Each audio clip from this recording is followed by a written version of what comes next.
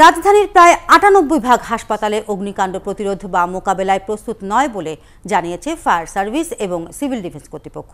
তারা বলছে হাসপাতালগুলো আগুন প্রতিরোধ নির্দেশনা অনুমোদন নিলেও বাস্তবে তা মানছে না।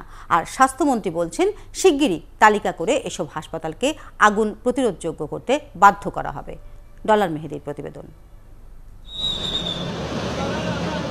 গেল ২২ ফেব্রুয়ারি কুমিল্লার মুন হাসপাতালের অগ্নিকাণ্ডে তাড়াতাড়ি নামতে গিয়ে প্রায় ৯ জন আহত হয়।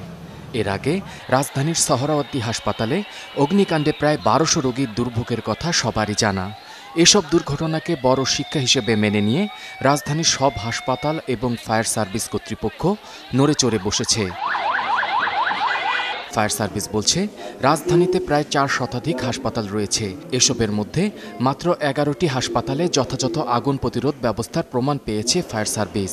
হাসপাতালের ইভ্যাকুয়েশনটা হলো পৃথিবীর সবচেয়ে ডিফিকাল্ট অ্যান্ড টিপিক্যাল অপারেশন, কারণ এখানে মানুষই হলো অসুস্থ, তারা আনএবল টু মুভ।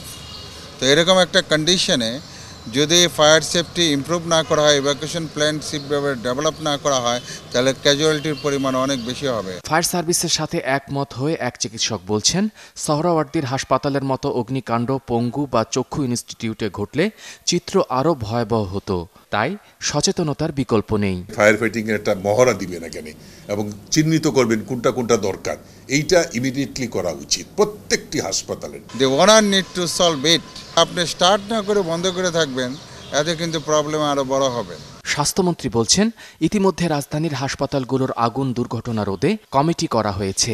দ্রুত এই কমিটি হাসপাতাল পরিদর্শন শুরু করবে বলে জানান মন্ত্রী। ফায়ার ফাইটিং যে সিস্টেম আছে সেগুলোকে আমরা আরো আগামীতে আধুনিকায়ন আমার মনে করি করা প্রয়োজন, এবং আমাদের যে বৈদ্যুতিক যে তার আছে বা যন্ত্রপাতি আছে এগুলো আমরা সব বাংলাদেশের সকল হাসপাতালে আমরা এগুলোকে আবার চেক করাবো। আবার ফায়ার সার্ভিস বলছে সংশ্লিষ্ট মন্ত্রণালয়ের অনুমোদন নিয়ে শাস্তির বিধান রেখে প্রতিটি হাসপাতালে মোবাইল কোর্ট পরিচালনা করা হবে। ডলার মেহেদী, ৭১, ঢাকা।